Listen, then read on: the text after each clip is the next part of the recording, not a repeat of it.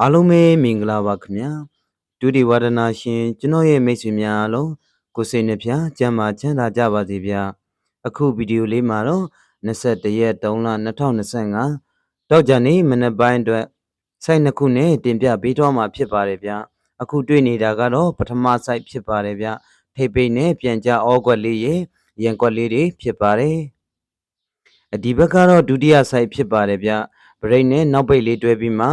တကွက်ကောင်းလေးဖြစ်ပါတယ်ဗျစိုက်နှစ်ခုဖြစ်တဲ့အတွက်ကြောင့်မို့ကျွန်တော်မိတ်ဆွေကဗီဒီယိုလေးကိုကြော်မကြည့်တော့ဘဲနဲ့နှစ်ခုစလုံးကိုလေ့လာစေချင်ပါတယ်ဗျအပြီးရင်ကြိုက်တယ်ဆိုရင်တော့ဒါလေးတွေကိုကန်ဆန်းမှာမကြိုက်ရင်တော့လည်းကြော်တော့လည်းရပါတယ်ဗျကျွန်တော်ရဲ့ဗီဒီယိုလေးမှာလည်းပေါ့နော်လက်မလေးတွေနှိပ်ပေးခဲ့ကြပါအောင်ခင်ဗျာမေတ္တာရက်ခံခြင်းဖြစ်ပါတယ်လက်မလေးတွေနှိပ်ခဲ့ပေးပါအောင်ဗျအဲ့တော့ကျွန်တော်ပထမဆိုင်လေးကိုဥစွာသွားလိုက်မယ်ဗျ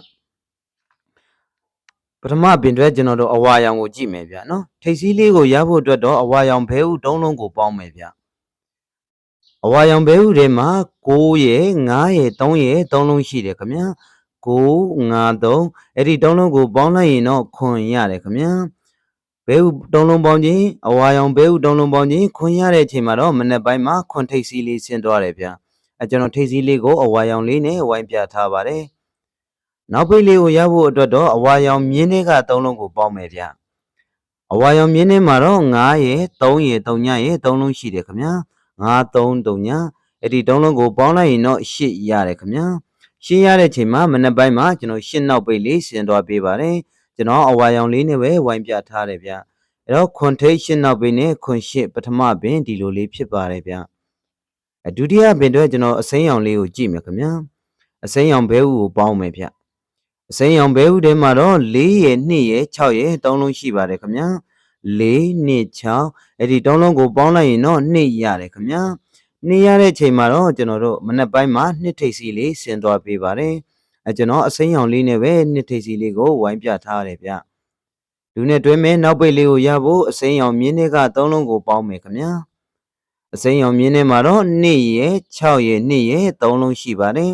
2 6 2အဲ့ဒီ3လုံးကိုပေါင်းလိုက်ရင်တော့3ညရတယ်ခင်ဗျာ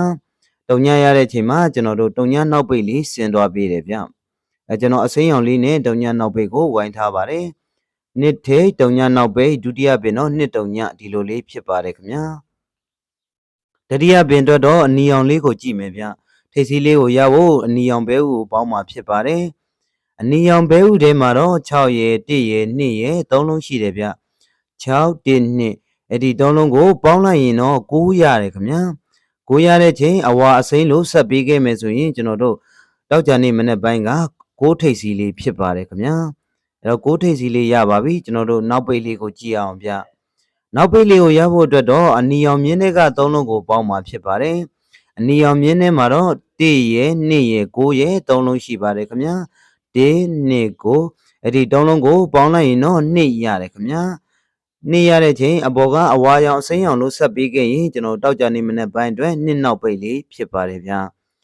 ဒီဆိုင်လေးရတော့ကျွန်တော်တို့6ထိပ်2နောက်ပိတ်ဖြစ်ပါတယ်6နှစ်ပြန်ကြဖြစ်နေပါတယ်ဗျာနော်6နှစ်ပြန်ကြဒိတ်တကွက်ကောင်းလေးဩကွက်ဖြစ်ပါတယ်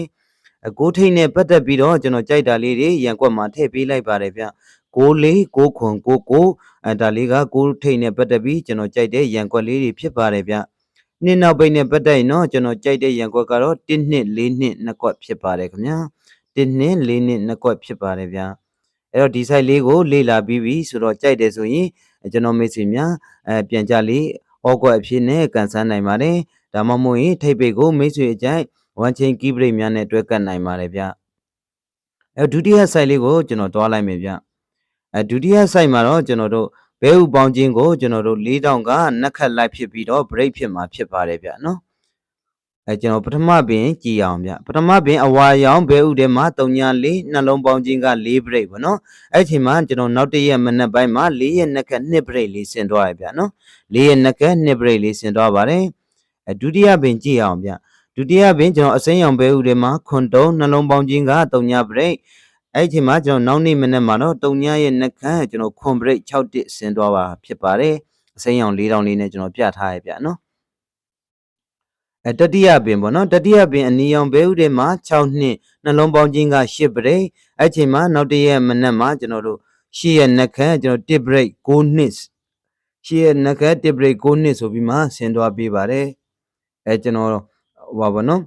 4000လေးတွေကတော့ထွက်ကနန်းလေးဖြစ်ပါတယ်ဗျအဲ့တော့ကျွန်တော်အပြာရောင်ဘဲဥကိုကြည့်မယ်ဗောနော်အပြာရောင်ဘဲဥမှာတော့ကျွန်တော်တစ်ခွန်ဗောနော်တစ်ခွန်နှလုံးရှိတယ်အဲ့ဒီနှလုံးပေါင်းခြင်းက10 break 10 break ဖြစ်တယ်ဆိုတော့အပေါ်က3ပင်လိုမျိုးဆက်ပြီးခဲ့ရင်ကျွန်တော်ဒီနေ့တောက်ကြနေမနေ့ပိုင်းကရှေ့ရဲ့နှက်ခတ်တစ် break ဗောနော်4ပင်မြောက်ဆက်လာခဲ့ရင်အပြာရောင်4000လေးကရှေ့ရဲ့နှက်ခတ်တစ် break ဖြစ်ပါတယ်ဗျဒါက break ရတဲ့ပုံစံလေးဗောနော်အဲ့တော့ကျွန်တော်နောက်ပိတ်လေးကိုတွားရအောင်ဗျနောက်ပိတ်လေးကိုရဖို့အတွက်တော့အဝါရောင်နှလုံးကိုပဲပေါင်းပါပါအဲ့ဒီအဝါရောင်နှလုံးအစိမ်းရောင်နှလုံးအနီရောင်နှလုံးပေါ့နော်အဲ့ဒီပေါင်းခြင်းတွေက4ဆိုပြီးမှတူညီနေတာဖြစ်ပါတယ်ဗျဒီပုံစံလေးနဲ့နောက်ပိတ်ကိုယူမှာဖြစ်ပါတယ်ပထမပင်အဝါရောင်အဝိုင်းနှစ်ခုမှာတော့4ရဲ့3ညရဲ့2ခုရှိတယ်4 3ညအဲ့ဒီနှလုံးပေါင်းလိုက်ရင်4ရပါတယ်ဗျအဲ့အချိန်မှာ3ညနောက်ပိတ်ဖြစ်ပါတယ်ဒုတိယပင်အစိမ်းရောင်အဝိုင်းနှစ်ခုကိုပေါင်းမယ်ဗျကျွန်တော်ဒုတိယပင်အစိမ်းရောင်အဝိုင်းမှာတော့3ရဲ့1ရဲ့နှလုံးရှိတယ်3ဒီနှလုံးပေါင်းခြင်းကလည်းကျွန်တော်တို့အဝါရောင်ပေါင်းခြင်းလိုပဲ4တူညီနေတာဖြစ်ပါတယ်အဝါရောင်ပေါင်းခြင်းလိုပဲနှလုံးပေါင်းခြင်းက4တူညီသွားတယ်ဗျအဲ့အချိန်မှာတော့ကျွန်တော်1နောက်ပိတ်လေးဖြစ်တယ်ဗျ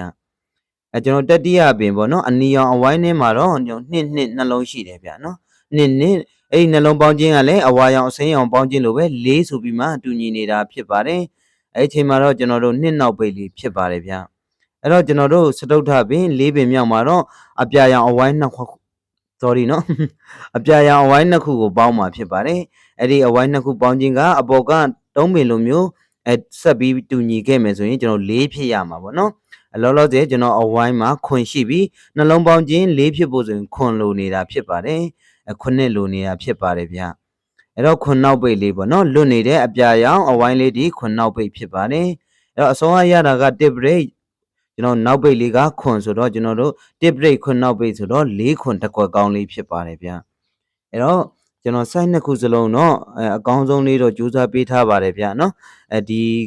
ကျွန်တော်ကြိုးစားပေးထားတဲ့ site လေးတွေကတောက်ကြမနဲ့မှာပေါ့နော်ဆင်းလာပါစေလို့လည်းကျွန်တော်ဆုတောင်းပါတယ်ခင်ဗျာအားလုံးပဲပေါ့နော်ကျွန်တော်ရဲ့ဒီ site လေးကိုကြိုက်တယ်ဆိုရင်လည်းchannel လေးကို subscribe နှိပ်ထားနိုင်ပါတယ်ဗီဒီယိုလေးမှာလည်းပေါ့နော်လက်မလေးတွေကိုစီနှိပ်ပေးသွားကြဖို့ထပ်ပြီးတော့မေတ္တာရက်ခံပါတယ်ဗျာအားလုံးတွေပေါက်ကနန်လေးဖြစ်အောင်ကူညီပေးဖို့ကြိုးစားထားတဲ့site လေးတွေဖြစ်ပါတယ်ဒီတောက်ကြနေမနေ့မှာကျွန်တော်ရဲ့ကဏ္ဍလေးတွေနဲ့ကျွန်တော်မိတ်ဆွေများကိုပြုံးပျော်နိုင်အောင်ကူညီခွင့်ရပါရစေဗျာ